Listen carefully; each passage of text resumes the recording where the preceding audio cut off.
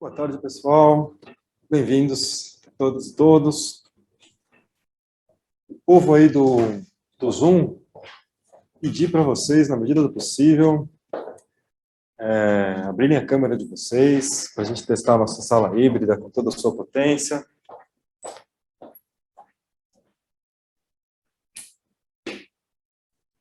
Nix, perfeito. Modo de galeria aqui. E aí a gente, legal, vendo vocês muito bem. Deixa eu tentar colocar num full screen aqui para ficar melhor.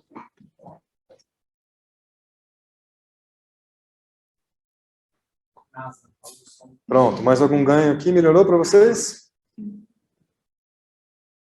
Boa.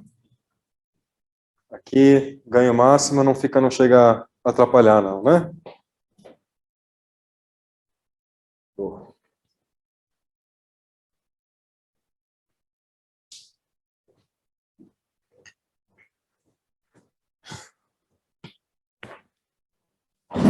Nervoso, viu, pessoal? Já começo dizendo isso. Esse é um curso para mim muito caro, muito especial. É a primeira vez que eu estou tendo coragem de iniciá-lo. Assim, então foi uma noite difícil de dormir, foi um tempo difícil de parar, né? Enfim, os atendimentos da manhã, eu tive que falar para os meus pacientes um pouco do que estava acontecendo, porque minha presença estava claramente alterada, né? E a aula agora de fundamentos também foi um pouco diferente, num tom um pouco mais intenso do que o normal, enfim. Mas muito feliz de estar aqui, né? Já digo de antemão que eu não queria, assim, na medida do possível, que esse fosse um espaço de falação sem fim meu, sobre tudo que eu estudei sobre intimidade no meu doutorado em 7 anos, assim, né? Acho que seria pobre, assim, nesse sentido. Acho que vale mais a pena a gente trocar também, porque intimidade é um assunto que todo mundo conhece um pouquinho, né? Não é um assunto estrangeiro para nós, né? Acho que cada um tem uma relação já estabelecida com essa noção, com essa ideia. Então, eu queria realmente estimular as pessoas o máximo possível a trocar, falar, se colocar, enfim, né? Hoje eu não vou, assim, a gente fazer uma apresentação e blá, blá, blá, aquela coisa psi clássica, porque temos muitos visitantes aqui, muita gente que não vai ficar no curso, né? Então, a princípio, eu acho que ele vai ser, hoje, talvez um pouco mais, um formato de aula um pouco mais clássico, talvez eu fale um pouco mais, e a gente não consiga trocar tanto, enfim, torço para que não, mas, né?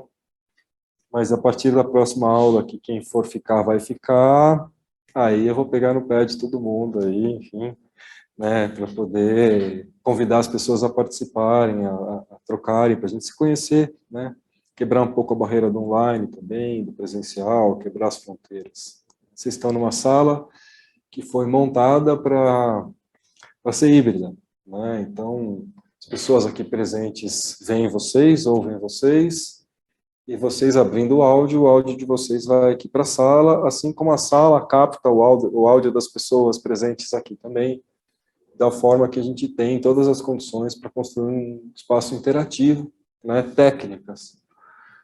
Vamos ver se a gente tem condições emocionais também para isso, né, e se as pessoas conseguem, enfim, atravessar essa barreira da timidez, essa fronteira, né, e num mundo tão competitivo, né, num mundo tão performático como o nosso, se alguém consegue quebrar essa barreira e se colocar. Então, eu já coloco de antemão aqui, assim, deixo todo mundo muito à vontade para qualquer momento abrir o microfone, fazer um comentário.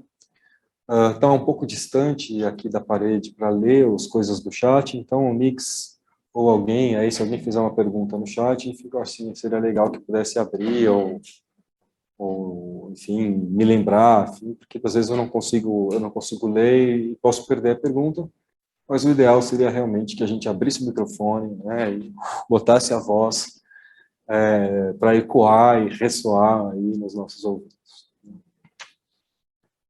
Bom, é um curso que parte do meu doutorado, do meu livro, aí não sei quem teve a oportunidade de comprar, de ler ou não, né, mas ao mesmo tempo a gente não vai percorrer o caminho do livro, né. O livro foi uma tese de filosofia que eu fiz na Universidade de Évora, onde eu tive que fazer uma série de pesquisas e validações e percursos filosóficos que eu acho que não seriam produtivos para uma proposta mais clínica, né? Então, é claro que a gente vai ter que falar um pouco de teoria, vai ter que apresentar um pouco essas coisas, mas a ideia é, enfim, falar brevemente do livro em algum momento e focar mais nas intuições clínicas, metodológicas, nos desdobramentos clínicos, metodológicos mesmo, das análises, na lida com os pacientes, enfim, né, nas situações concretas do cuidado clínico. Adianto já, como só um título de introdução, né, que o meu doutorado ele é construído de 3 pilares, né. Um pilar é o conceito de familiaridade própria. Isso não é um conceito proposto, novo, sim, mas ele é uma combinação de noções heideggerianas, a noção de singularidade com a noção de familiaridade. A gente vai poder falar isso com o tempo, acho que hoje não é o momento para falar isso. A desobstrução do modo íntimo de ser com, né, é um segundo pilar, né, e o terceiro são os posicionamentos prévios na lida circunvisível. Então, essa tríade, de certa maneira, estrutura o meu texto, eu acho que a gente vai ter uma aula para poder falar um pouco mais sobre isso, mas só para não ficar solto, né, os posicionamentos prévios seriam encurtamentos mesmo compreensivos, com vistas à manutenção do existir, né, que acabam se impondo sobre os acontecimentos, restringindo a nossa possibilidade de vinculação, né, e de riqueza, de densidade de vinculação com eles. Familiaridade própria, que é o que eu gosto, eu acho que a gente vai poder falar bastante sobre isso. Uma certa crítica também aqui à posição heideggeriana, ou algumas compreensões da posição heideggeriana, de que a familiaridade seria o mero estar imerso nos sentidos e significados das coisas, né? No sentido de que eu tenho familiaridade com essa sala, porque eu sei que cadeira é cadeira, que mesa é mesa, que chão é chão, quer dizer, eu sou familiarizado com os significados da sala, né? Para mim, eu chamo isso de familiaridade imprópria, não é? Porque é uma familiaridade, mas é apenas no sentido da adequação, né? Apenas no sentido da orientação dos significados das coisas. Com familiaridade própria, né? E aí eu chamo, né, quase como um sinônimo de intimidade, né? Intimidade é familiaridade própria, né? Tem a ver com eu poder ser com o outro como ser aí, né? Indeterminado, defeituoso, finito, precário. Então, eu não precisar me positivar ou me formalizar, né, para poder me vincular. Dizendo em português claro, amigo íntimo é aquele que a gente pode ser defeituoso, torto, esquisito, imperfeito, angustiado. E as relações êstimas, não íntimas, né? As relações êstimas são aquelas relações onde a gente tem que sustentar uma performance positiva, a gente tem que sustentar ali uma adequação, as orientações. Então, a gente só pode ficar realmente estranho, esquisito, né, e encontrar lugar para essa esquisitice nas relações íntimas, né? Então, intimidade tem a ver com dar lugar, dar morada para o outro, na sua indeterminação, na sua condição, e não simplesmente fazer uma espécie de associação entre projetos positivos com vistas ao crescimento mútuo, ou alguma coisa nesse sentido. Tá?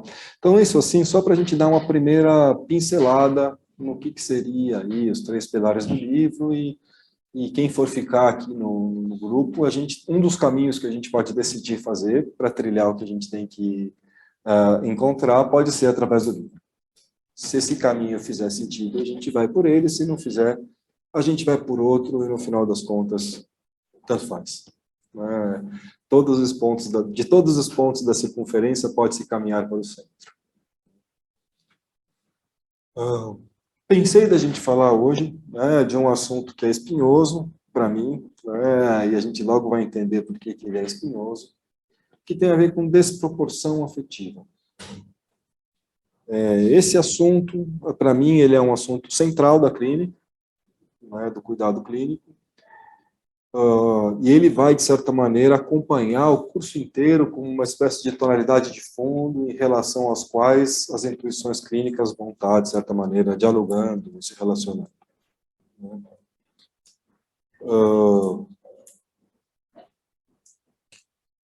Falar de desproporção afetiva, talvez a gente precise começar. Oi, oi, oi. Olá, boa tarde, bem-vindos. Falar um pouco da ideia de proporção, né? Assim, o que seria uma proporção? O que seria uma medida? Né? E a gente vai falar de algumas possibilidades de proporção e de medida que foram pensadas ao longo da história, para pensar o que é uma desproporção afetiva. Não sei se vocês chegaram a ler o pequeno textinho lá que eu coloquei no grupo, né, falando um pouquinho sobre alguns tipos de desproporção, né, falando um pouquinho sobre desproporção na Grécia, alguns exemplos míticos. Nós vamos retomar um pouquinho isso aí, falar um pouquinho mais sobre isso.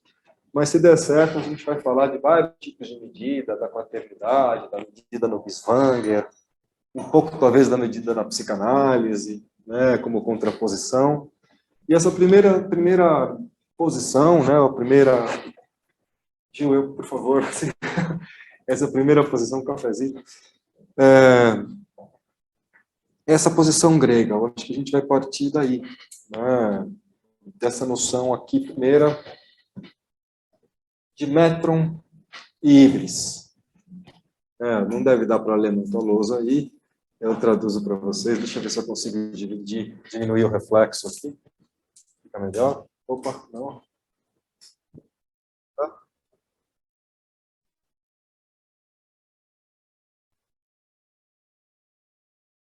Ah, ok. Então, tudo bem, melhor terem eu que a lousa, né? Eu vou falando para vocês o que está escrito. Aqui nós temos duas linhas, uma escrito metron e híbris, e a outra escrito cosmos e caos. Então, nossa primeira pergunta sobre a proporção, a medida dos comportamentos humanos, parte dessa citação grega. Uma noção que atravessa o pensamento grego em grande parte da sua extensão. Como se sabe, né, a história do pensamento, da filosofia, mesmo da mitologia grega, ela tem um ponto crucial que tem a ver com os deuses versus titãs, né, a formação do Olimpo, do cosmos versus o caos, a ordem, né, a medida, de certa maneira, de organização das coisas. Para os gregos, né, o Olimpo, o nascimento dos deuses, marcava, de certa maneira, o estabelecimento de uma medida norteadora para os comportamentos dos homens. E essa medida norteadora tinha a ver com essa noção tão importante na minha vida pessoal, que eu fico feliz de compartilhar com vocês, né, essa do pensamento grego que me faz muito bem, me evita subir na caixinha de fósforo, né, que é a noção de metron e híbris. Híbris, de hubris, né, para os gregos significa inflação ou desmedida. E o metron seria a medida dos humanos. Então, para os gregos, a gente tinha que permanecer numa espécie de faixa mesmo, assim, né? Faixa que é a faixa dos humanos. Se a gente se inflasse acima dessas faixas dos humanos, se a gente se inflasse às alturas, a gente cometia a híbris. E a híbris despertava a ira dos deuses. E aí os deuses iam lá e colocavam a gente no nosso devido lugar. Os mitos que eu coloquei lá, o primeiro, o Ícaro, né, um mito super visual para esse tipo de coisa, porque o Ícaro literalmente não podia subir nem descer, ele tinha que ficar ali no metron, né, e ele viu o sol e não conseguiu resistir ao apelo do sol, inflou-se em direção ao sol, caiu. O Aquiles, né, Brad Pitt, né, que, enfim, lá na Troia, ele é o namorado dele, no mito original é o namorado, né, no filme é o irmão mais novo, mas no mito original é o namorado. O namorado dele discorda dele, se fantasia de Aquiles, vai lutar com Heitor mata, né, o namorado de Aquiles fica irado, numa ira que é acima dos humanos, ele se infla ao ponto de não apenas matar Heitor, mas arrastar o corpo dele por 3 dias. até que ele fique completamente desfigurado e eles não possam colocar os dracmas nos olhos para que ele possa ir para o pós-vida, né? Tem aquela cena bonita do rei pedindo para Aquiles o corpo de Heitor, assim, uma cena muito legal. Aquiles fala, você é um rei melhor, né? A cena que eu mais gosto do mito é essa. E aí, no final, o Pária, aquele menino lá, que é um amante, né? Ele atira uma flecha, e essa flecha é impossível, né? Que desvia de tudo, e pega o Aquiles girando, justamente no calcanhar, o único ponto possível. Aquilo ali não é uma flecha humana, aquela flecha foi direcionada pelos deuses, para devolver Aquiles para o lugar dos humanos, para devolver ele para o Metro. Esse último folclore, né? É um folclore, não se tem evidência histórica disso, mas é um folclore popular, de que César, o imperador, tinha um súdito que ficava ali, assou o pé da orelha, dizendo, lembre-se que tu é homem, tu és um homem, toda vez que ele saía em público. Né? Tem versões desse folclore que ele ficava depreciando, literalmente, César, assim, falando, você é uma merda, você é um lixo, não sei o quê, para que ele não inflasse quando ele saia na rua, naquelas multidões. E ele sabia que se ele cometesse a híbris, ele corria o risco de ser punido pelos deuses. Então aqui você tem, de fato, uma medida muito estável do comportamento humano, do que se deve ou não se deve, do que cabe ou não cabe a um humano. Se a gente for falar enfim, do segundo momento aqui, eu acho que eu gostaria de tratar. Tudo bem com essa primeira ideia? Tudo bem até aqui, rolando? Tranquilo? Tranquilo aí? Primeira medida.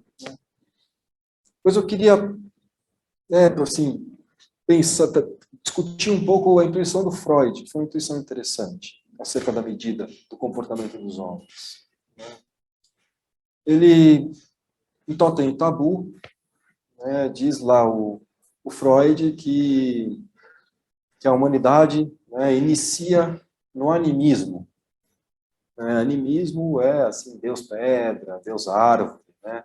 As coisas são dotadas de espiritualidade elas mesmas.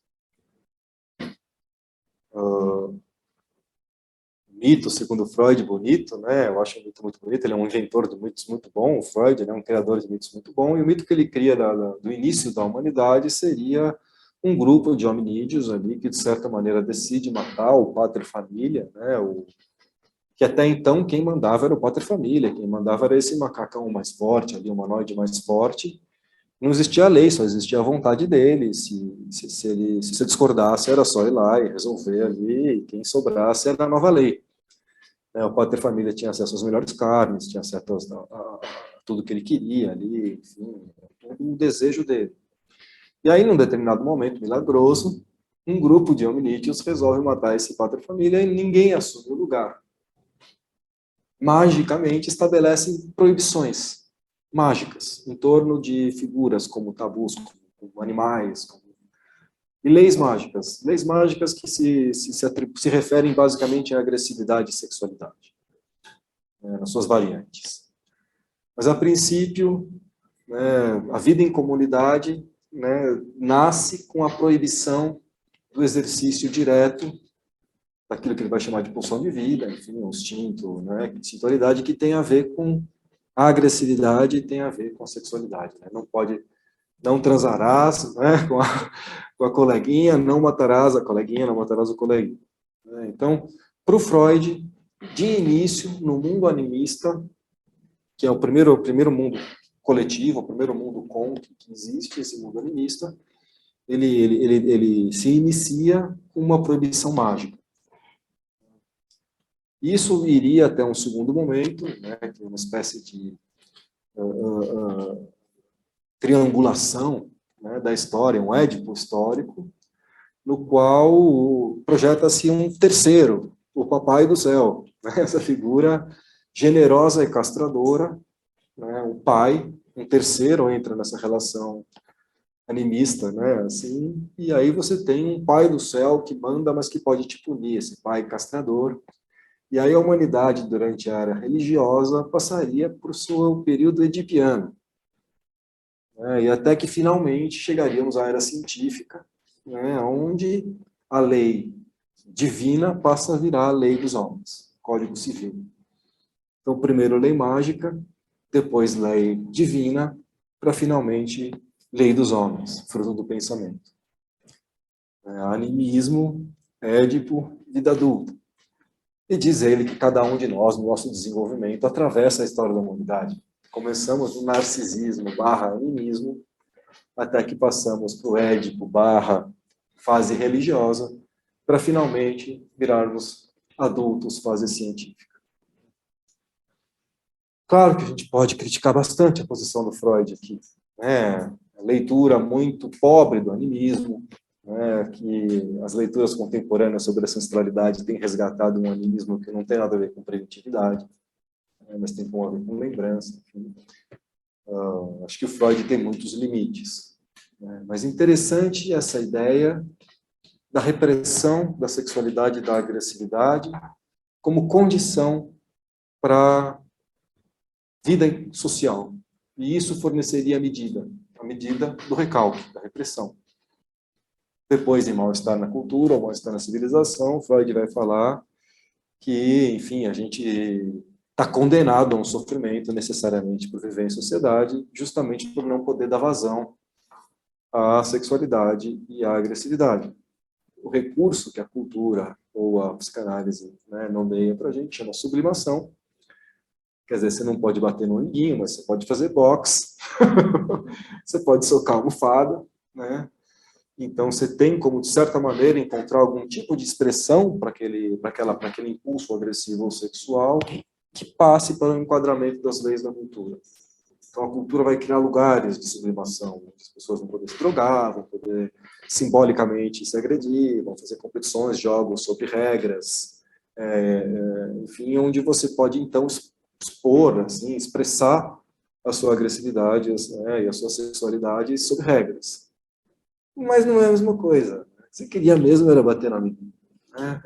Então, por isso que o Freud diz que há um mal-estar na civilização, há um mal-estar na cultura incurável, porque a gente sempre vai querer, de certa maneira, fazer alguma coisa que a gente não pode para viver em sociedade.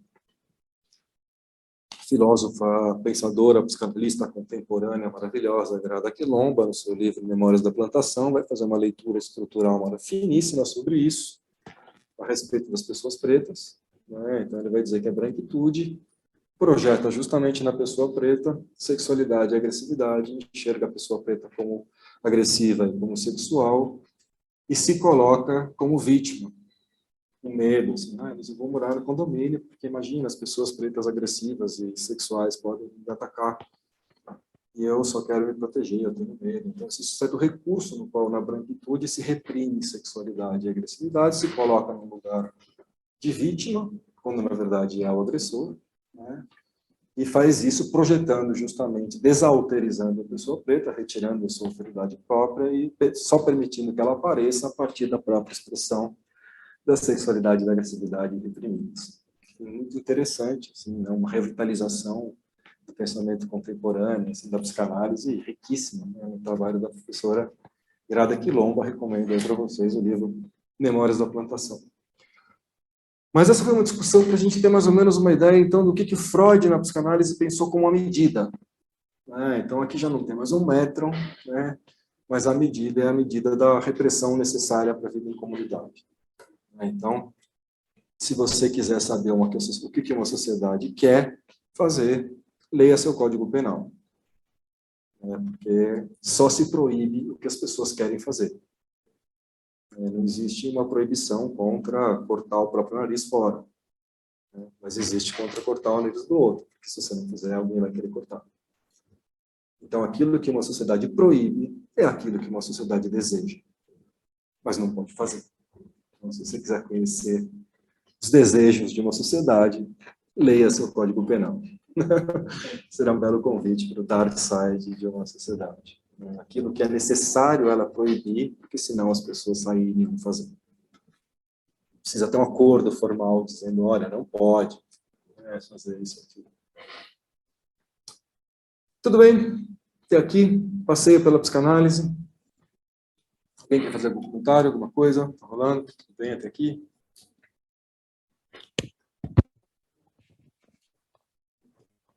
Bom.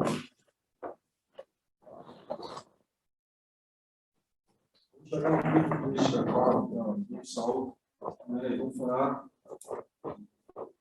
do rádio, para depois falar do pensamento. Eu acho que nesse primeiro momento. E aí depois, se vocês me falarem, a gente vai pessoas,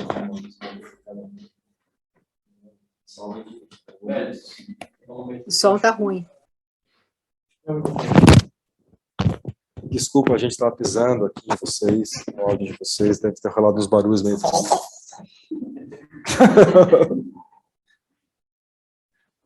Mas vocês ouviram mais ou menos, né, o que estava rolando. Tá tudo bem até aqui, então, bora. Dou pro twist carpado, pegaram, né? Eu vou direto ao ponto aqui com o Heidegger, tá? Mas eu acho que o Heidegger é uma espécie de desdobramento do pensamento grego, da medida do metron. E a gente vai chegar depois no Binswanger em alguma coisa que também está ligado a isso, né?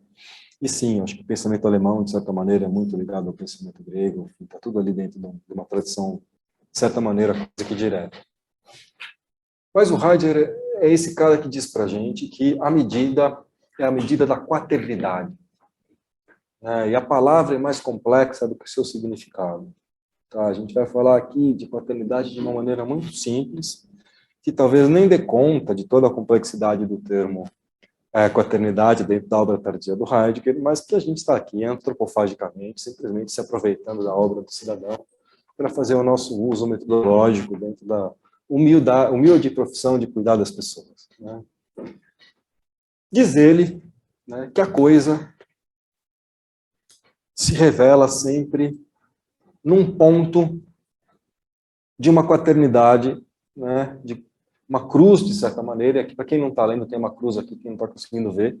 No ponto de cima da cruz está céu, no ponto de baixo da cruz está terra, aqui do lado esquerdo da cruz está deuses, e aqui do lado direito está mortais. Então tem uma tensão entre deuses e mortais, e uma tensão entre céu e terra. E que a coisa aconteceria no entrecruzamento dessas dimensões. E a gente vai tentar entender o que o Heidegger está dizendo com cada uma dessas dimensões e o que ele está querendo dizer com esse ponto de encontro entre essas dimensões aqui para a gente hoje. Tá? Então, estamos falando de um filósofo, ele não faz uso cotidiano das palavras, ele faz um uso rigoroso das palavras. Isso quer dizer, então, que elas não vão ser, para a gente, acessíveis simplesmente a partir do seu significado coloquial. Mas que elas vão aparecer dentro de um significado conceitual filosófico dentro do pensamento do autor. Então, com céu, o Heidegger quer dizer para a gente o campo compreensivo como um todo, os sentidos e significados do mundo. A situação em meio à qual algo se dá. A situação ôntica, a configuração de forças, se quiserem, para entender como se dá o céu e como que o céu se configura, Nietzsche e Foucault são os caras para a gente acenar. Como é que se dão as configurações da situação ôntica? E seus dobramentos, os neo-Foucaultianos todos, aqueles Mbambes e todo mundo aí, de certa maneira, que vem atualizando o pensamento do Foucault. Quando eu digo Nietzsche e Foucault, eu estou falando realmente das forças vetoriais que compõem aquilo que a cada vez aparece como desejável, como interessante numa cultura.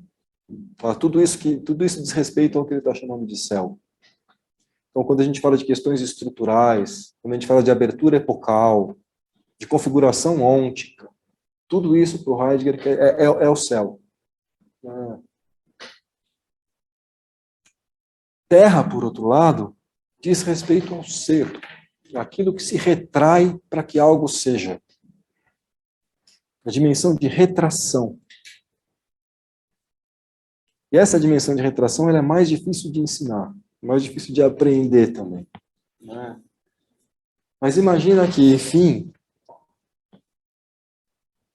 para que uma medida vija e apareça como tal, a condição de surgimento dela se oculta. E ela aparece como natural, como se o mundo fosse assim.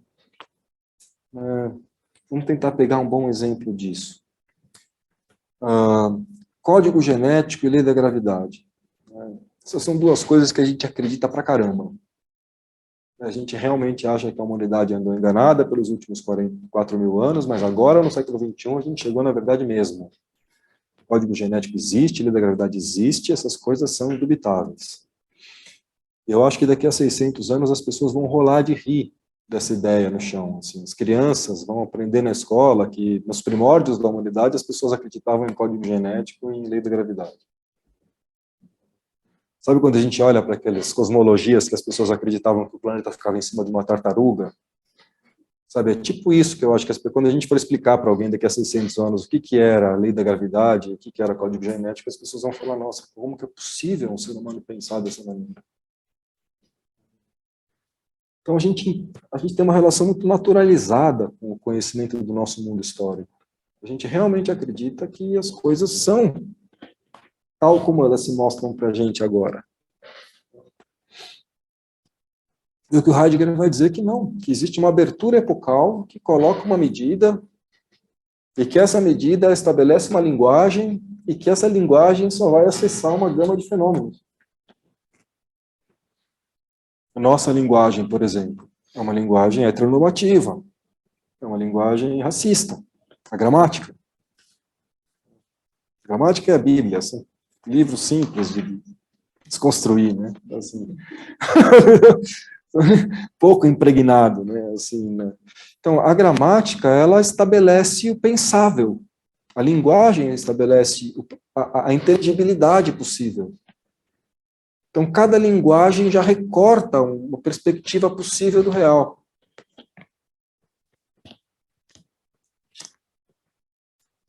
Essa perspectiva, uma entre muitas possíveis, é o céu. Esse ambiente, essa clareira da onde emergem as medidas, é a Terra. Uma clareira que nunca aparece como tal, porque o que aparece é a medida. E ela aparece como natural, como colocada. Mas a Terra é a condição de possibilidade para que uma medida possa aparecer. E possa se rehistoricizar, para que uma medida possa se realterar. Para que do abismo do ser, uma nova medida possa emergir. Então, o ser é a Terra. E o céu é a medida vigente. Então, algo sempre se estabelece entre a sua categorização e a sua condição de emergência. A dimensão da Terra, normalmente, ela é esquecida. Por isso que ela é tão estranha da gente ouvir falar sobre Terra, falar sobre ser. Isso tem tudo a ver com Terra no sentido dos povos ancestrais, como bem me lembrou André Fonseca, André Fonck, e sua posição sobre os povos ancestrais têm o conhecimento da Terra, que é o conhecimento da Terra que Heidegger está falando, e, portanto, Heidegger é um ancestral. Acessou o conhecimento. Essa é a posição de André Fonck que eu acho muito boa, muito defensável. Então, quando o Krenak está falando da Terra ali, da Terra no sentido da Terra, eu acho que é a Terra que o Heidegger está falando, a Terra que é condição de possibilidade para a vida, para a medida, para a história acontecer. Essa dimensão que sempre se esconde, que sempre se retrai em meio à vigência do que é cada vez vige. Então, tudo que aparece, aparece na tensão do seu aparecimento e da sua condição de aparecer. Ao mesmo tempo, também vai aparecer na tensão entre eternidade e finitude. Somos no tempo. Ser e tempo. Significa que a nossa tarefa é dar sentido para o tempo que é finito. O eu, sujeito, ele surge em resposta ao sentido do tempo. Porque eu preciso dar sentido para o tempo que escoa, que eu me permito familiarizar com os sentidos e significados do meu mundo e me permito me desenvolver como identidade. Então, daria para a gente dizer, na minha opinião, por exemplo, que nós vivemos numa época mais para cá, assim, sabe?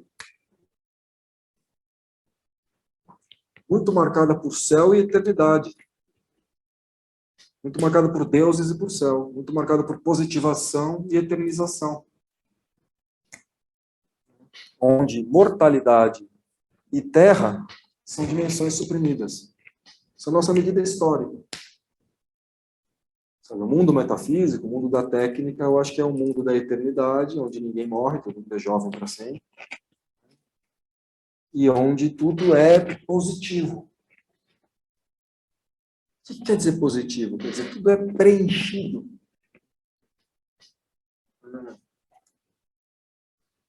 Tamponado. O projeto do mundo contemporâneo é eliminar a Terra. Se a história da metafísica é marcada pela fuga da Terra, ou a fuga do ser, o mundo técnico é marcado pelo abandono da questão do ser. Papo de maluco. Se fala de ser hoje em dia, isso é papo de maluco. Isso não faz sentido.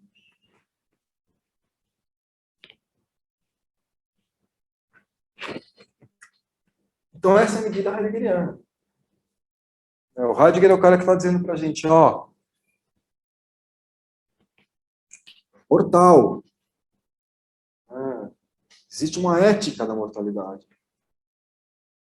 Vocês lembram do Clube da Luta, assim, a hora que o Brad, novamente, Brad não sai, a hora que Brad vai lá e pega o cara de uma banca de jornal, ali bota uma arma na cabeça dele, assim, e fala, se você não se matricular na faculdade que você quer fazer, volta aqui e te mata amanhã, não sei o quê, e vai embora, né? E esse cara, ele diz, mas por que você fez isso? Ele diz para ele mesmo, naquele mundo, né, o alter ego dele, por que você fez isso, cara? Eu fiz isso porque esse cara amanhã, ele vai chegar em casa agora, ele vai ter o melhor jantar da vida dele, e amanhã ele vai tomar decisões radicais a respeito de coisas que importam. Eu fiz isso porque ele estava dormindo. Ele estava esquecido.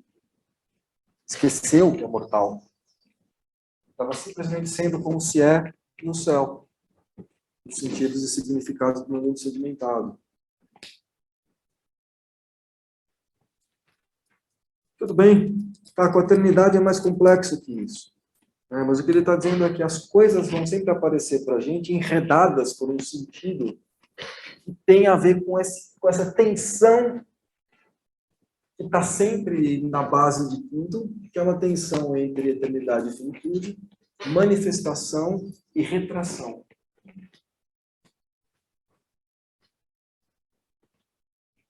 Parece que cada vez que a gente tenta agarrar alguma coisa, a retração lembra a gente que não é agarrável. E cada vez que a gente dissolve na retração, vem o ente, se manifesta e fala, eu existo. Você conecta. Quando ele diz que aqui, no encontro entre deuses imortais, na proporção entre deuses imortais, céu e terra, é o lugar onde o ente, talvez aqui, né, essa região mais central, seja o lugar onde o fenômeno tem densidade de vinculação. Nessa dimensão na qual as 4 dimensões da quaternidade não estão vigentes e têm o seu poder de mobilização desocultado, desobstruído sobre mim.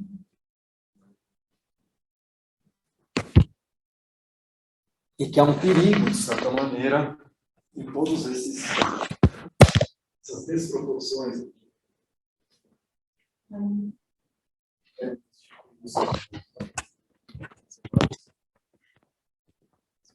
Retração. Boa. Tudo bem? Fraternidade, primeiro rolê? Tá? E aí a gente vai chegar aqui nessa posição, nessa medida binswangeriana, né, que é a medida, é uma medida interessante, acho que tem muito a ver com o metro grego, né, mas é mais uma medida pautada no ser com. Né, o Binswanger é meu preferido dos fenomenólogos, de longe, assim, isso eu confesso, assim, né. Até a história do amor eu gosto, eu acho que o Heidegger não entendeu direito, mas depois a gente conversa sobre isso. Né. Heidegger não amou, cuidou. O Binswanger é um cara, e eu acho que só isso que eu vou falar sobre ele hoje, assim, né, sobre um texto de 1930, sobre minha existência, que é o texto no qual ele encontra um parâmetro para definir a experiência sã da experiência transtornada. Um ponto de medição que ele utiliza comparativamente. Primeiro, enfim, já vou falar um pouco mais, mas ele pega o Heráclito como filósofo de referência, e um conceito do Heráclito, dois conceitos do Heráclito, que são os conceitos de cosmos, koinos, e idios cosmos.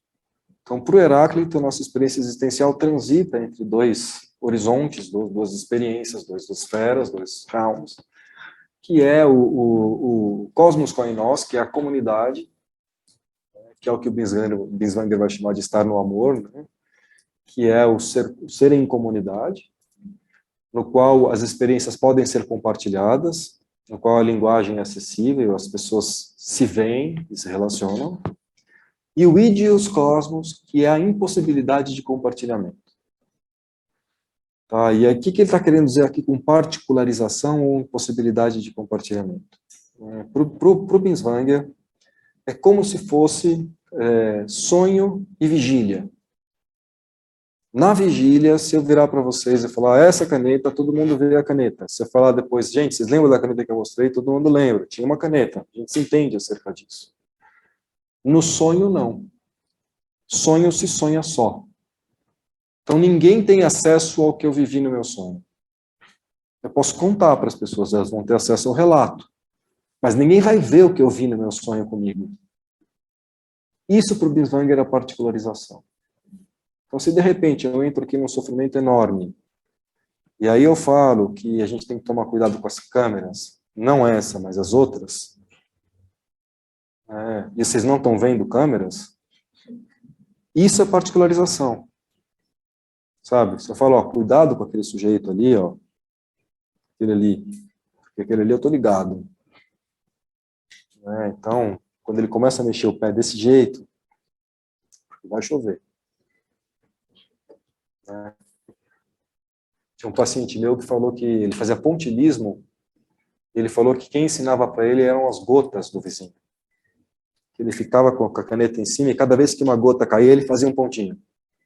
E que ele ficava girando assim a mão, e eram as gotas que diziam onde que ele tinha que... Então, assim, que tinha um mestre das gotas, e que o vizinho dele era o mestre das gotas, e que ele estava ensinando ele a arte através do som das gotas. Isso é o que o que o Binswanger está chamando de particularização. Quer dizer, houve um descarrilhamento do mundo coletivo e um girar em falso temático em torno de uma ideia que não tem como ser compartilhada. Ela pode ser compartilhada verbalmente, mas ninguém vai... É diferente de eu falar, gente, esse copo aqui... Aí todo mundo está compartilhando da experiência do copo.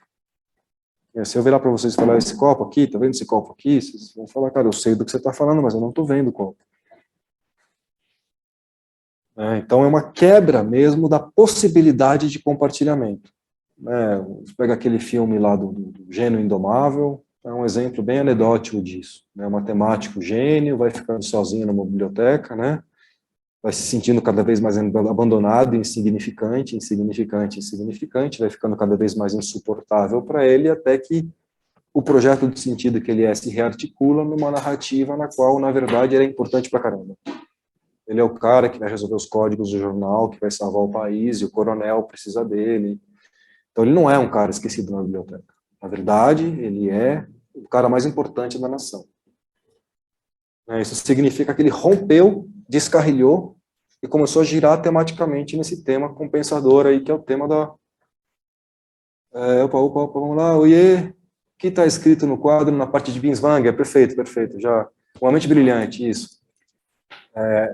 Troquei pelo Gênio Indomável, que é outro legal pra caramba, também, do cara do Robin Williams também, Esse é outro que eu adoro, depois a gente conversa sobre ele também.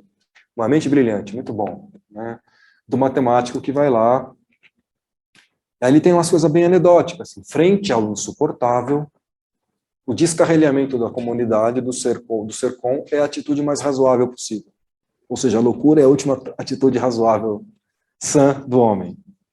Quer dizer, frente ao insuportável, enlouquecer é a coisa mais razoável a se fazer.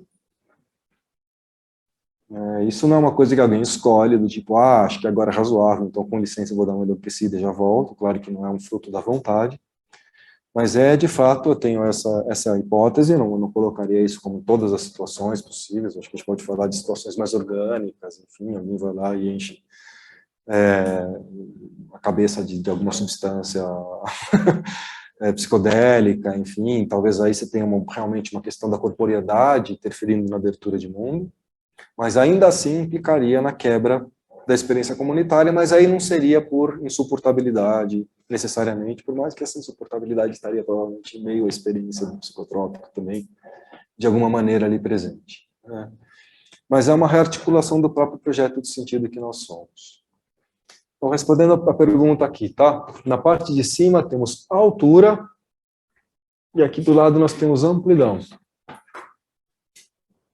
E aqui, para a gente entender um pouco o que a gente está falando, a que a gente se refere por essas medidas, a altura estaria um pouco ligado à ideia de onde eu me coloco, de onde eu me percebo, de como eu me enxergo, né? Ou enxergo as coisas.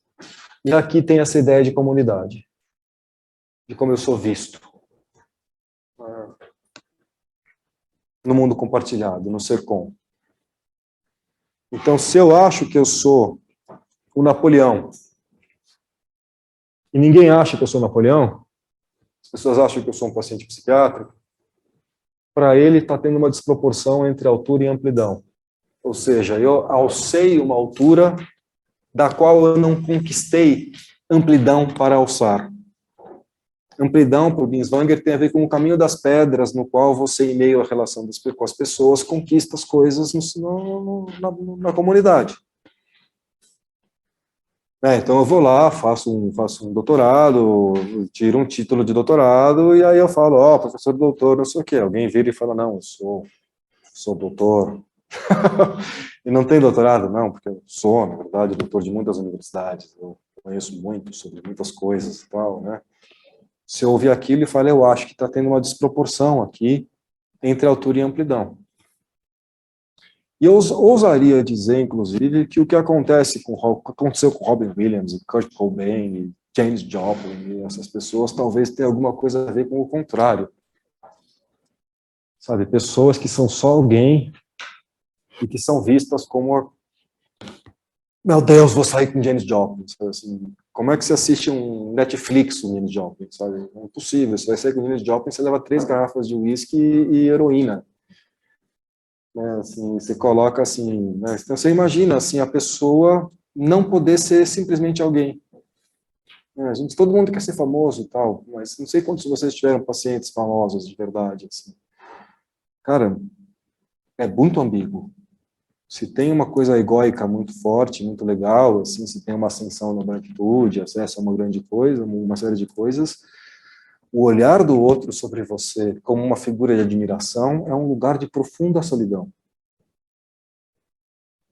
Sempre que eu sinto no contato com alunos algum tipo de intimidação do outro em conversar comigo, para mim isso é violento. Sabe assim, professor, você chega lá, muda o assunto. Puta, tudo que eu queria na vida era falar merda com as pessoas ali, sabe, um pouquinho. E não, chegou o professor, o pessoal já ajeita, puta, sabe, me tiraram do rolê, me expulsaram da coisa aqui. Ficou estimo, para mim, tá lá. Todo mundo se positiva para estar comigo. Então, eu acho que esse aqui é um ponto interessante do Binswanger, sabe? Essa medida que é a medida, de certa maneira, do mundo compartilhado.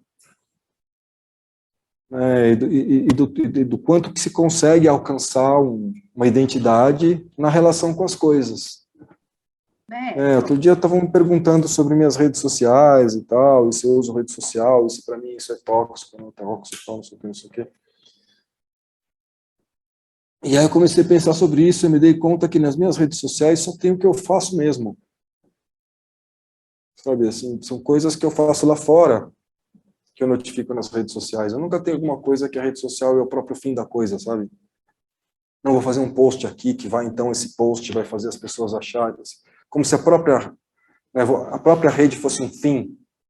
Né? Porque eu acho que quando a rede é um fim, você fica mais sujeito a cair na compulsão da coisa, da comparação, que está acabando com as pessoas.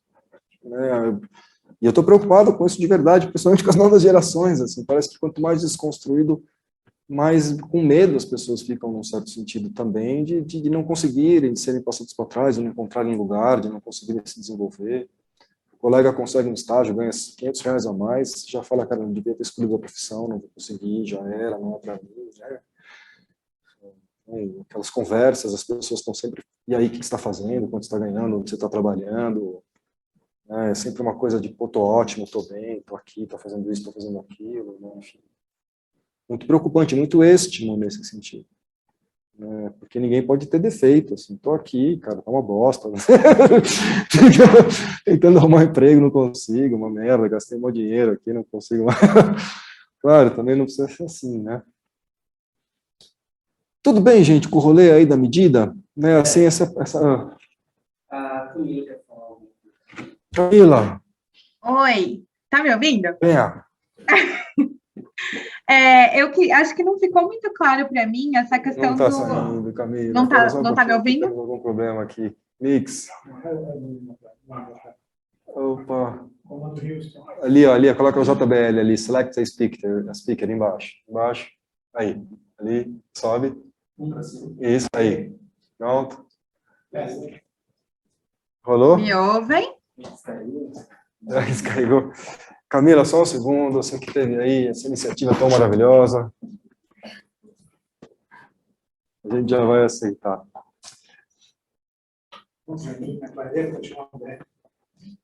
Não, acho que o povo está ouvindo a gente, assim, então, também se a gente quiser aqui conversar também um pouco nós presenciais, enquanto habilitar o microfone ali,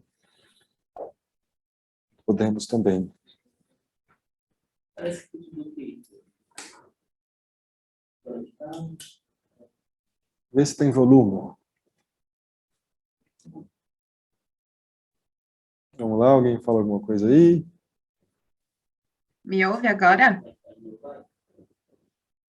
Meu Deus, dá a permissão para a Nix ali, dá grant permission e relaxa aí, deixa que a Nix vai... Larga o computador que está em boas mãos agora. Daqui a pouco as coisas se ajeitam.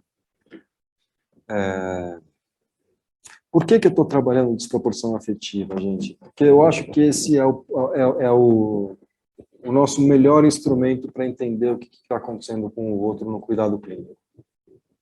A pessoa está falando, sai um soluço, sai uma respirada, uma reação desproporcional com relação a alguma coisa. Eu tinha um paciente que assim, me autorizou a contar essa história.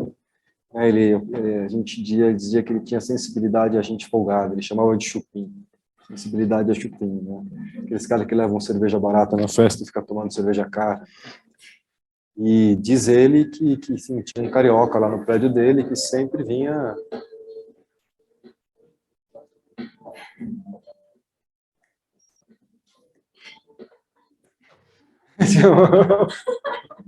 Entrou uma musiquinha aqui, pessoal.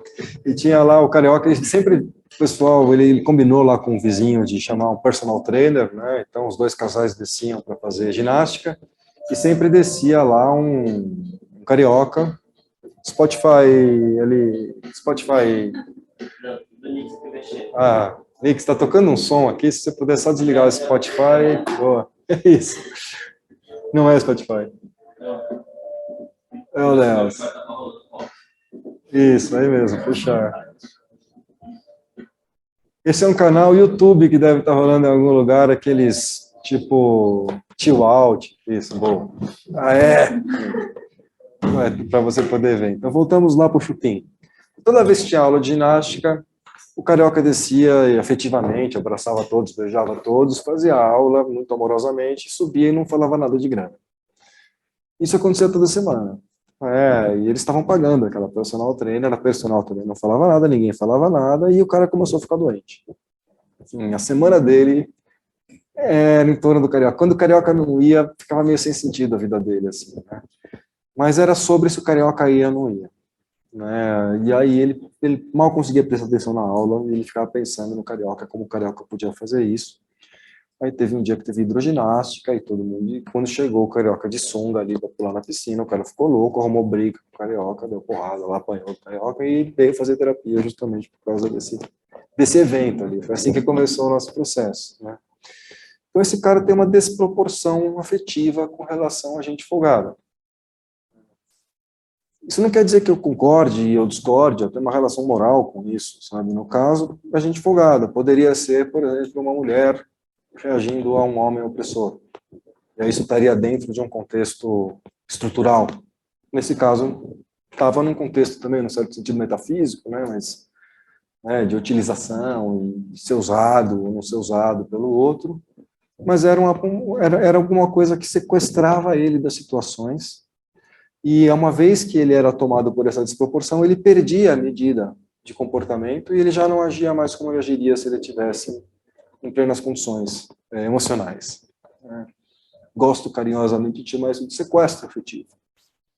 Frente a uma desproporção afetiva, por vezes a gente é sequestrado, a gente entra em desproporção. Então, muitas vezes, entender os nossos pacientes é ter um ouvido atento às desproporções no seu discurso, afetivas. Alguma coisa chama atenção. Já é a segunda vez que a gente toca nesse assunto, tem uma afundada depois. Você está falando alguma coisa, para, faz um... Depois volta, continua. Assim, da primeira vez, se de repente, mesmo assunto de novo, respira de novo, temos aqui alguma desproporção afetiva de alguma ordem acontecendo nessa relação. Beto, acho que alguém queria fazer uma pergunta, acho que agora vai dar para fazer. Dá para me ouvir, né? Camila, é você. Vai lá, Camila. Me ouvem agora? Perfeitamente. Oi, gente. Oi. Beto, ficou um pouco confuso para mim a questão do descarrilhamento coletivo. Eu não sei se eu entendi direito o que isso significa. Também é uma questão de desproporção, ou não? Ou é só um pensamento ou uma criação que destoa daquilo que a gente está conversando aqui, que seria padrão? Que seria medida, é o que destoa da medida, o descarrilhamento? Ficou meio confuso para mim isso. Ótimo, isso aí o Binswanger é uma ótima pergunta. Né? Dá um exemplo, porque exemplo é sempre bom. Esse exemplo é da professora Antônia Tonos, psiquiatra maravilhosa, que estava dando aula, né, e aí, enfim, ela teve que atender uma ligação no meio da aula, e assim que ela saiu da aula, a turma caiu na gargalhada. E ela voltou paranoica. Ela voltou achando que as pessoas estavam rindo dela. Mas chegando lá, alguém explicou para ela que não era isso, tinha tido uma confusão ali, alguém entregou um negócio, assim, tinha um xerox que estava invertido, todo mundo estava achando que era só o seu.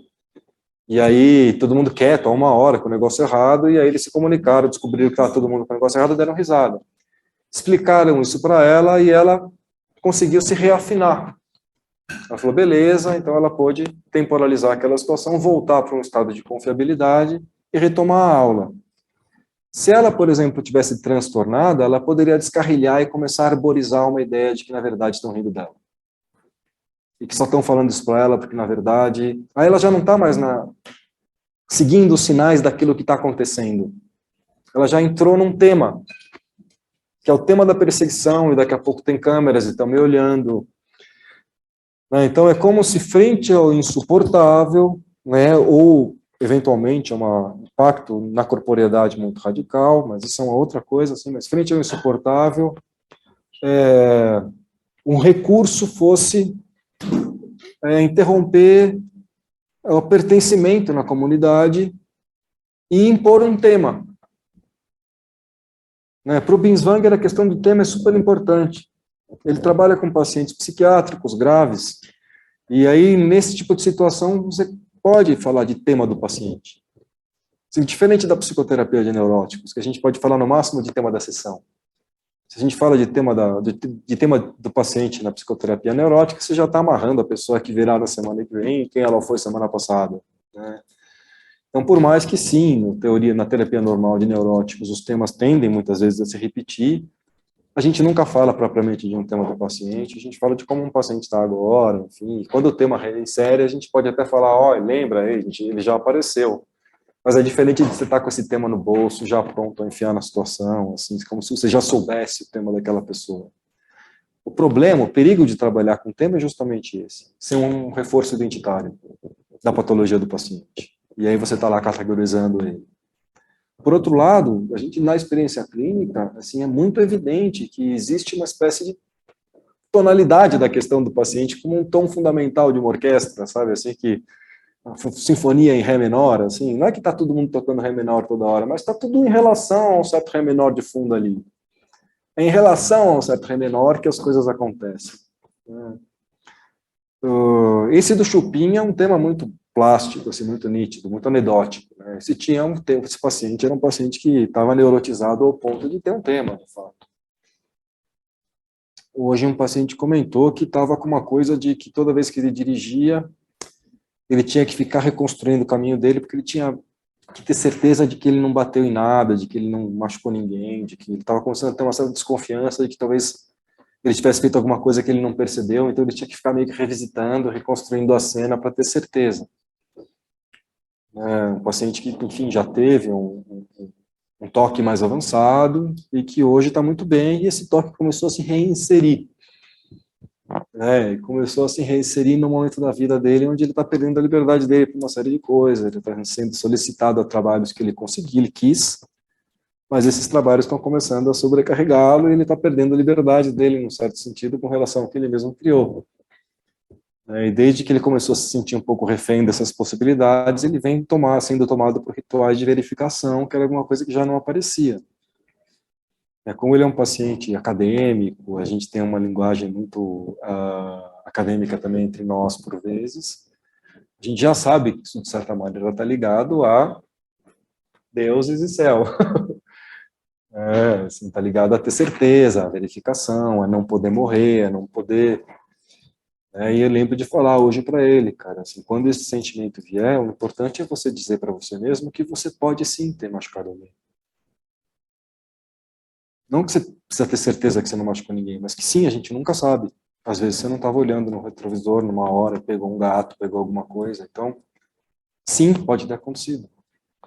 É preciso poder deixar coisas acontecerem que a gente não sabe. Não dá para precisar ter certeza.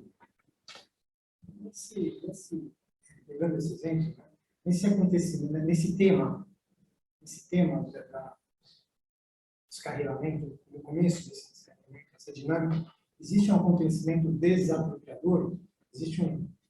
Acontece? Sim. Um evento disruptivo? Isso. Sim. Acho que sim.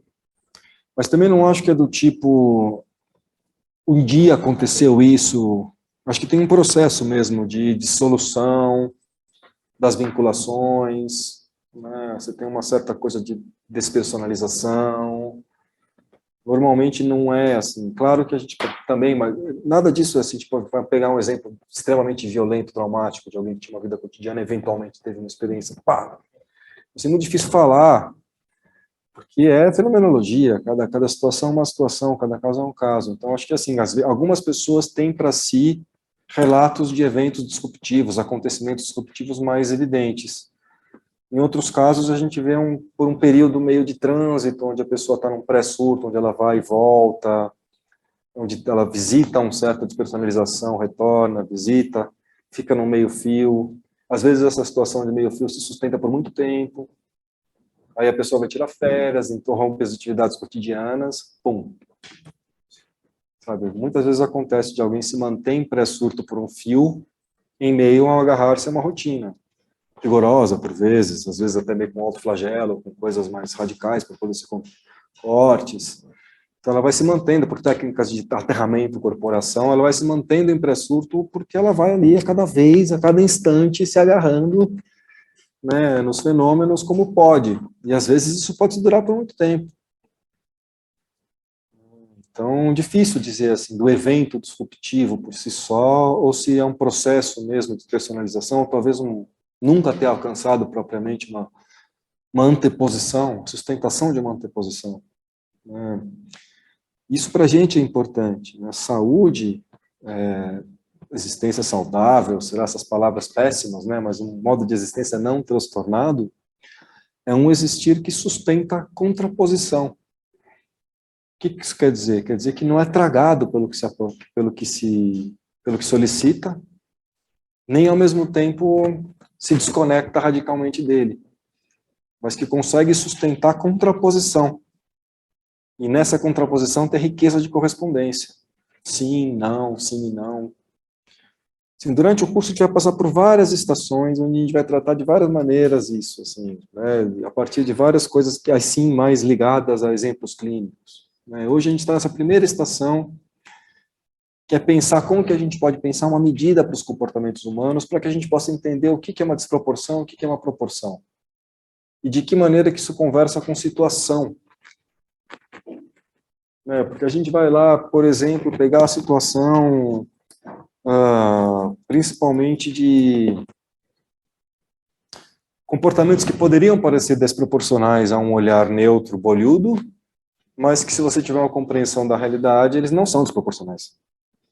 Muitas vezes se fala que uma resposta adequada a uma situação absurda não é uma resposta correta, não é uma resposta saudável. Não vamos compreender saúde com docilidade. É isso que o Foucault diz pra gente. Que nós somos fabricados para serem corpos dóceis, adequados ao trabalho, que não reclamam, que não chilicam, que não entram em desproporção. Então a gente tem que tomar muito cuidado com a ideia de proporção como submissão a um sistema. Então o comportamento proporcional não pode ser confundido com um comportamento adequado ou submisso. Então sim, por vezes quebrar tudo é proporcional, não é desproporção. Então, proporção e desproporção não podem ser pensados aqui num sentido normativo. Como nós estamos pensando em método clínico, o que vai ser o parâmetro da proporção ou desproporção é o projeto existencial que a pessoa é. E se ela está entrando num sequestro emocional no qual as possibilidades dela ficam restritas. Dela exercer o existir dela. É claro que isso tem relação total com a estrutura. Claro que e o Heidegger é o cara que vai dizer isso para a gente, quando ele propõe fenomenologia hermenêutica. Ele vai dizer, o ser humano é situado num contexto de histórico, de forças e interesses. E as suas possibilidades são cerceadas pela situação dele. Mas, ao mesmo tempo, ele há uma existência numa situação. Então, se Nietzsche e Foucault abriram a chave do mundo, Heidegger abriu a chave da existencialidade. Então, pensar de forma fenomenológica hermenêutica é pensar um existente situado estruturalmente. Que tem as suas condições determinadas pelo seu mundo histórico, pela situação dentro do mundo, mas que, ao mesmo tempo, é também uma existência que não tem um compromisso com identidade nenhuma às últimas consequências. Então, o que você entende por opressão, muitas vezes, são aquilo que a Grada Quilomba está apontando para a gente. Existências que são desautorizadas e que têm ali atribuições projetadas a priori, categorizadas, que encurtam suas possibilidades de antemão.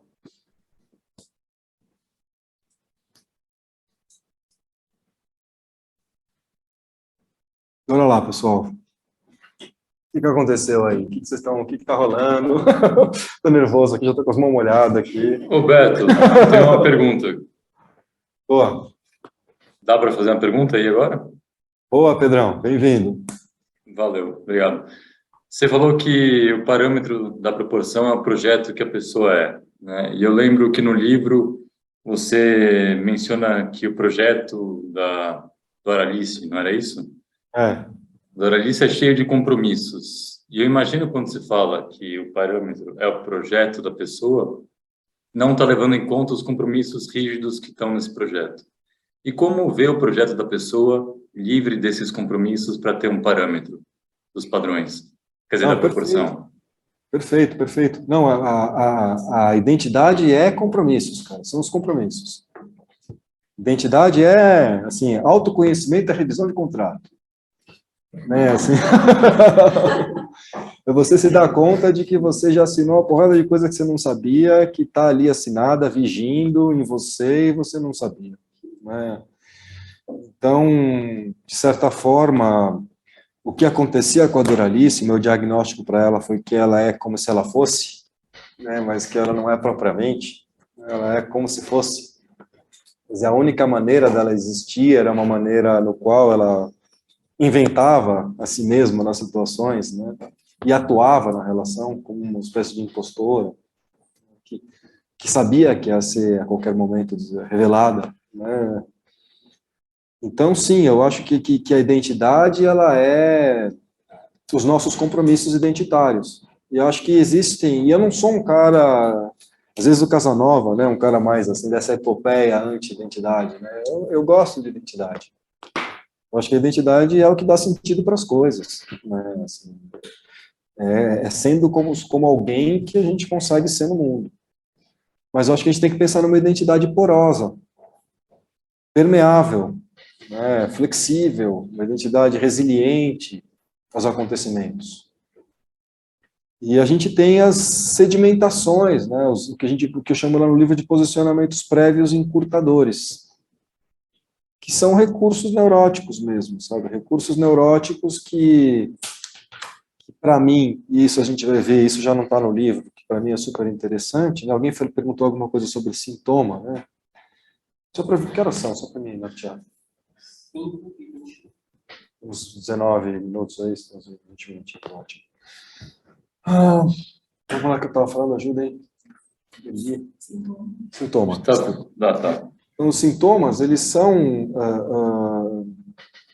recursos, sabe? Foi como a gente chegou até aqui. Por mais aprisionador que seja, né, a nossa identidade é o que foi possível frente ao insuportável. Por mais encurtador que seja, por mais escroto que seja, pedofilia, lá, imaginem aí o que vocês quiserem. A identidade que a pessoa traz é o que ela conseguiu, frente ao insuportável. O nome é, Maria, Intimidade como Método Clínico. Vou pedir para a Nix colocar no chat aí o link da Via Verita aí para quem quiser comprar o livro. E quem não quiser comprar o livro, tiver sem grana, pode ler a tese, que está em PDF na internet, na Universidade de Évora, Portugal. O livro está melhor que a tese, assim, até porque eu traduzi de português de Portugal para português brasileiro, tem umas traduções que a Irene ali teimou, que é a minha orientadora, e a Irene, o que ela mandar eu faço. Né? Então, está melhor o livro, está mais agradável de ler, mas a tese, cara, está de boas. Né? São detalhes, assim, 95% do material é o mesmo. Mas compra o livro, né? Por que não? É sempre bom o livro ali, bonitinho, a capa está tão legal. Então, o tema, ou o sintoma, né, assim, porque isso a gente vai falar um pouco mais para frente para mim, né, sintoma para mim é o que me afasta do meu paciente, o que me separa. Como é que eu sei que é um sintoma? Eu sei quando o paciente, como algo aparece que não permite a nossa aproximação íntima. É o que resiste à aproximação. E ele resiste como? Como desproporção afetiva. Então, para mim, terapia é relacional. Ou seja, o que eu cuido não é do meu paciente, eu cuido da minha relação com ele. E analisando essa relação, eu vejo o que está acontecendo com a gente. E o sintoma é o que amarra a relação, não deixa ela evoluir. Pode também ter a ver com as minhas coisas. Eu tenho que estar sempre vendo isso também. Então, o sintoma não é alguma coisa a ser combatida, sabe? Isso é uma coisa muito bonita que o João Augusto Pompeia disse no Congresso. Queridão, desceu da montanha ali para trazer a verdade, do alto dos seus 185 anos. Né? Falou ele, cara, que psicoterapia não pode ser acontecer no modo da luta. E a luta significa que você vai querer extinguir algo no outro. É uma relação na qual você quer eliminar alguma coisa no outro. Porque esse tipo de relação, no qual tem um inimigo, não é uma relação clínica. Então é passar pano? Claro que não, gente. Assim, fenomenologia é a arte de deixar ver o que aparece. O que aparece só aparece na sua situação. Então o problema não é o método, o problema é o fenomenólogo. Esse que é racista, heteronormativo, não o método. Assim, ainda não encontrei no método o problema. Então, deixar fazer aparecer aquilo que aparece tal como aparece, precisa transparência com relação à situação na qual algo aparece. Senão, não aparece. Por isso que muita gente é machista, é racista, e você fala explicitamente para a pessoa e ela não vê. E você explica e ela não vê. E você coloca num desenhinho, ela ainda assim não enxerga. Que não é questão de explicar. Conquistar a possibilidade de deixar algo aparecer é o objetivo da fenomenologia, tornar algo transparente, fazer aparecer. O que não aparece, vige como encoberto. E aquilo que vige como encoberto tem influência sobre mim. Mas é uma influência que aparece difusa na própria concepção da realidade. Ou seja, aparece como sintoma. Por isso que a tematização é uma etapa importante. Por mais que a gente tenha que tomar todo cuidado para não enrijecer o nosso paciente a partir da tematização. Então, para mim, tema é o tema da sessão que foi. Não fala de quem o paciente é, nem de quem o paciente virá, mas fala do paciente que veio. De quem nós fomos hoje. E o que nos segurou hoje. Na nossa aproximação íntima. Eu e ele ali. Entre nós. Não é com o terapeuta. Não é com o Freud. Comigo. Nada é transferido, nada é projetado. É isso mesmo que está acontecendo. E é entre nós. Sou eu que estou lá. Somos nós. Mais alguma? Comentários? Mais alguma voz? Um timbre? Beto, eu tinha só uma curiosidade. O Binswanger, quando está falando de descarrilhamento, opa, na hora, assim fica bom.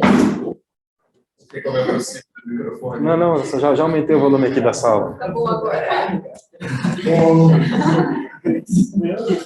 Aumentei o volume da sala, cuidado com os arrotos, as coisas aí, porque demais coisas barulhentas. Você fala assim mesmo, ou mais? Pode falar. Só uma perguntinha, nessa parte do Binswanger, desse descarrilhamento que você estava comentando, ele coloca alguma relação disso com alguma espécie de verdade ou de uma proximidade maior com o fenômeno, algo que a minha impressão, quando estava comentando, era mais de ser em relação a um modo de responsivo geral. Não. Não, cara, é uma quebra, é uma catástrofe. Sim, não, é uma quebra com uma forma... Com o que está acontecendo. Entendeu? A verdade é a verdade da comunidade. Sim. Esse descarrilhamento, ele usa no 3 formas de existência malograda, cara, exemplos como assim, porca que espanou, trem que caiu do trilho, sabe, assim, tem realmente essa ideia do alpinista que perde a linha e fica num lugar que ele não consegue subir nem descer, realmente uma coisa que espana. Eu acho que espanar é a melhor ideia, assim, a imagem de uma coisa que estava girando junto e que espana, para dar conta. E aí espana e gira em torno de uma ideia, que vai se arborizando tematicamente. Tá, mas isso aqui não é neurose, tá? Isso que ele está falando não é alguém que fica encucado com uma ideia. Isso que ele está falando é surto. Ele está dizendo surto é sempre um surto no qual alguém começa a impor uma realidade porque precisa, frente ao insuportável. Então não tem nenhuma verdade descoberta ali, não. O que acontece ali é uma perda da experiência da verdade. Se você quiser trabalhar com a noção do Blankenburg, de perda da vivência natural, por exemplo, né? Então é isso que acontece nessa ruptura. Você perde a atitude natural, a evidência natural das coisas. E a partir dali, a própria facticidade precisa se rearticular. Então você perde a familiaridade com os utensílios, muitas vezes. Tinha um paciente meu que começou assim com... Ele viu uma vizinha, dali ele começou a falar que ele e a vizinha estavam rolando um negócio, porque eles se olhavam, não sei o quê, e aí parecia meio um flerte no primeiro momento. Daqui a pouco ele começou a falar que ela piscava a luz, tal horas, porque queria dizer para ele não sei o quê. daqui a pouco ele começou a transar com ela no plano astral, no sonho, e no dia seguinte, quando ela acordava, ela dava um sinal para ele, que tinha rolado mesmo, que confirmava tudo. Nessa hora o caminhamento do psiquiatra já estava sendo feito fortemente, já estava marcando uma reunião com a família, né? Eu fiz aquele almoço de domingo maravilhoso, escrevi a família inteira, falei, pessoal, vocês têm um filho esquizofrênico, né? Sejam felizes. Tive que trazer a notícia, né, para a família. Foi realmente um almoço, porque ali desandou. Depois de uns 4 dias, a parede da vizinha inteira era invisível. Ele via ela andando pelos corredores, subindo as escadas, descendo. Aquilo foi evoluindo muito, né? E aí a medicação entrou e conseguiu estabilizar um pouco, mas é um caso desses de esquizofrenia que, enfim, me parece bastante difícil de pensar numa experiência de normalidade. Assim. Ele melhora um pouco, mas ele está completamente...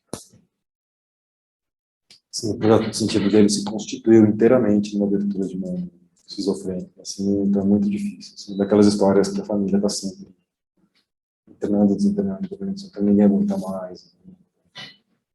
Então é uma catástrofe. Quando acontece uma ruptura do amor, né, segundo Biswang, ele falou, o Heidegger está errado nesse negócio de ser no mundo. Tem que arrumar esse termo. Ele falou isso mesmo, na obra principal dele, de 1942, ele define a tese de que devia ser no mundo, além do mundo, a eternidade do amor. E ele faz isso, cara, 30 anos antes dos anos 60. Nesses 30 anos antes, ele é um precursor do movimento hippie, né, do humanismo. Então é muito legal, assim, o que ele está dizendo, o que ele chama de amor é a comunidade, é o ser com. E quando alguém descarrilha, a comunidade tem que ir lá e oferecer a mão para a pessoa, e é isso que o médico faz, segundo o cuidado dele é o cuidado para adentrar de novo no ser com. Por isso que o Biswang está preocupado com singularização, autenticidade. Cara, ele quer tirar o paciente dele debaixo da mesa, assim.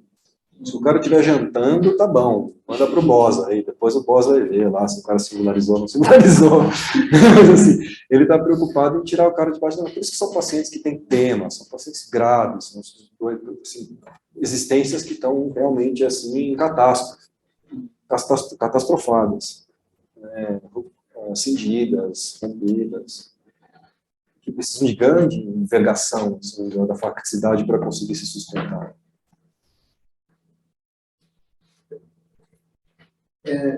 Eu estava na hora pensando num poeta que eu gosto muito, e eu estava, que para mim ele tem uma experiência de descarregamento interessante, que é o William Blake. Gosto do que ele fez, ele sempre eram aparições mesmo. Ele fala que é imaginação ou assim. Dentro disso, seria uma espécie de descarregamento que ainda assim consegue guardar uma comunicação com o outro? Acho que não, cara. Eu acho que o Blake é muito mais um cara do meio fio do que alguém que catastrofou. Sabe? Você gosta de Juliano Peçanha? Não, né? É que o Juliano Peçanha catastrofou um pouquinho mais, né? Assim, ele desandou a coisa um pouco ali no começo. Né? Ele tá ótimo, tá maravilhoso, é um queridão e tal, né? Puta professor, escritor, dos melhores que eu já li na vida e tal.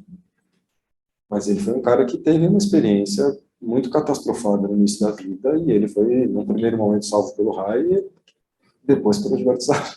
Primeiro por papai, depois por mamãe, depois agora ele é um habitante do mundo, então ele já não precisa mais nem de papai nem de mamãe, já está aqui dentro conosco.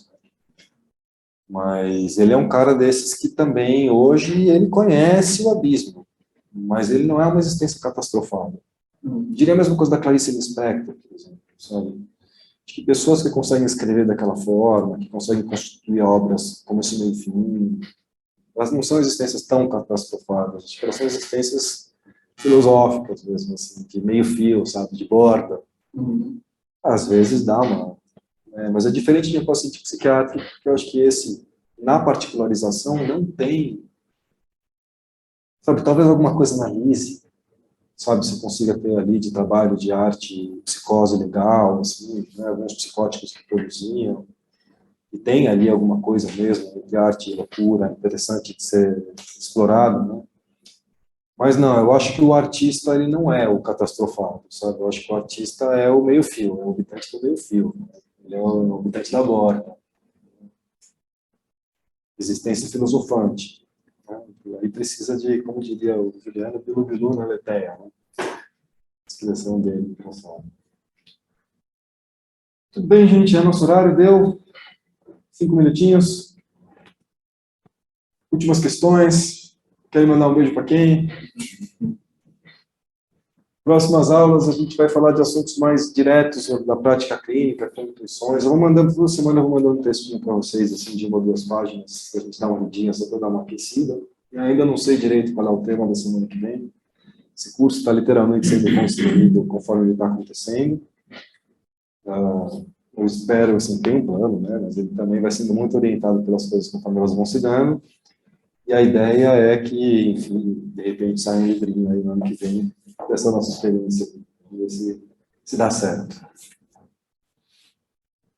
Pessoal online aí, abram o microfone, deixa eu ver a voz de vocês, o que aconteceu do lado daí, repercussões, ressonâncias.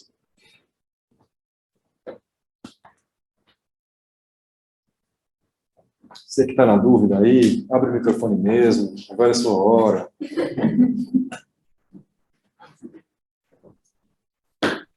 Tem uma lei aqui, pessoal, que assim, se não falar agora, aí pode falar como quiser. Beto, Oba. eu fiquei pensando sobre essa questão da desproporção afetiva, acho que está pegando o finalzinho da aula, mas como que ela se relacionaria, ou se relacionaria, com a ideia de crise e um pouco como é que daria para trabalhar isso, assim, porque me veio um pouco na hora essa relação. Boa ideia, cara, falar sobre crise. Eu acho que a desproporção afetiva, ela é parte da existência normal. Sabe, assim, a gente está sempre, de certa maneira, alguém pega no nosso calo, de dar uma latida mais alto, sabe? Alguém fala alguma coisa, a gente reage. Então, as desproporções afetivas no nível cotidiano é o modo como a gente conhece alguém. Eu gosto muito de exemplificar o quão defeituoso eu sou como terapeuta. Né? Assim, eu sou um terapeuta defeituoso e eu acho que são nos meus erros e nos meus defeitos que eu consigo as maiores aproximações com meus pacientes. Tem um exemplo que eu dou às vezes, que é bem polêmico, de um paciente há muitos anos atrás que eu dormi na sessão. Assim, tão chato que o cara era. Né? E era chato mesmo, eu estava me esforçando muito para ficar acordado de verdade, assim, né? Mas era um dia que eu estava muito cansado, estava meio de ressaca também, e não atendo de ressaca, fica essa recomendação. E o cara começou a contar uma história muito chata, e aí ele entrou na subhistória chata da história chata, daqui a pouco o cara estava falando do vaso da subhistória, e eu estava querendo morrer, assim. Aí fui assumindo aquela posição do pensador, assim, lentamente, assim, né, fazendo aquela massagem no nariz, e, assim, o cara teve que me acordar chacoalhando a perna, assim, sabe, olhando para ele, olhando, assim, não é que eu dormi de lado, não tinha divã, não tinha nada, assim, na cara, foi horrível. Ele me acordou, eu queria morrer. Mas, assim, essa foi uma sessão que depois de, tipo, uns 2 meses, que eu tava aguentando aquela merda, sabe? Eu falei, cara, a gente tá com um problema aqui, sabe? Porque eu tava tentando de verdade, assim, você fez uma pessoa profissional, treinada para te ouvir por apenas 50 minutos, bem paga ali, sabe? Ele não conseguia, assim, você foi chato, assim, num nível raríssimo, assim, uma coisa raríssima. Por que você falou do vaso, cara? Assim, por que você fez isso comigo? Assim? Por que você me fez passar pelo vaso, tá ligado? Foi muito difícil o vaso para mim, né? E aí ele falou, cara, é porque a gente foi ali junto, uma hora ele virou para mim e falou, sabe o que eu me dei conta? É que eu gosto tanto da sua atenção que eu não consigo terminar a história. Porque se eu terminar a história, você para de olhar para mim. No final que a gente descobriu, sabe? Tão bonito, sabe? Foi uma sessão foda. E claro que a gente já tinha vínculo, por isso que esse erro meu, esse descuido meu, não inviabilizou a nossa relação. Então, pelo amor de Deus, não estou aqui indicando que você durma com os seus pacientes, né? Mas, assim, deixar aparecer os nossos defeitos, e deixar, às vezes, a gente ter reações mais naturais e mais espontâneas, que não caberiam no papel formal do psicólogo estereotipado, é, na grande maioria das vezes, um convite à intimidade, né? E aí vou terminar com a história do meu herói Eric, na 5ª série, né, do ginásio. Na minha época, a 5ª série já era o primeiro ano de ginásio, e era um lugar horroroso na sala de aula, marcado por, assim, violência e opressão, como toda a 5ª série. E aí estava lá, tinha um grupo ali, especialmente de meninas na época, que eram meninas muito más, muito cruéis de verdade, todos nós tínhamos muito medo delas. Assim, umas 3, 4 meninas que elas ficavam no meio da sala, e tinha uma cadeira no meio delas que ninguém sentava, assim, uma cadeira nas bolsas delas e tal, né? E aí chegou o Eric, cara, meu herói. O Eric entrou, assim, tipo, gordinho, sabe, com a camiseta meio furada, tropeçando nos cadarços, sabe, a galera meio dando risada. O professor apresentou, o menino chegando na escola, assim, só tinha aquela cadeira disponível, ele foi direto, assim, sabe aquela sensação que as pessoas vão tendo, assim, nossa, o cara vai sentar ali, assim, todo mundo olhando, vidrado, assim, deu, né? Eu sei que ele já chegou, ele já deu uma cotovelada na lapiseira da Disney, da menina mais chata, tá ligado? Que tinha o grafitezinho, que só vendia na Disney, não sei o quê. E daqui a pouco ela derrubou a borracha de não sei quem. Cara, eu sei que em 3 minutos ele era o melhor amigo delas. Ele derreteu o castelo de gelo em 3 minutos. Ele fez o impossível. Sabe? Ele transformou a nossa turma numa turma. Ele fez isso em 3 minutos. Mestre Zen. Porque ele liberou. Ele salvou elas do lugar onde elas tinham se enfiado. Sabe, ele foi o comic relief daquela turma, assim, num certo sentido. Ele explicitou a imbecilidade que a gente estava enfiado por meio dos seus defeitos. Um mestre da intimidade, Eric. Então, por isso que, assim, claro que a gente tem que ser cuidadoso na nossa relação com as pessoas, com os nossos pacientes, mas existe alguma coisa a respeito dos erros e dos defeitos que é fundamental. Muito bem, boa tarde. Tudo bem, gente? Acho que agora deu. Acho que eu posso já ter um ataque histérico ali fora. Falando de defeitos. Foi uma aula muito legal. Assim, a minha experiência foi legal. Espero que vocês tenham gostado também. Nos encontramos semana que vem para quem fica. Obrigado ao pessoal do chat aí que se colocou, quem não se colocou, quem pôde sustentar a câmera aí. Foi muito acolhedor e afetivo poder olhar para a cara de vocês. Quem não pôde aí, tá com o seu nominho lá, o MM só aparecendo.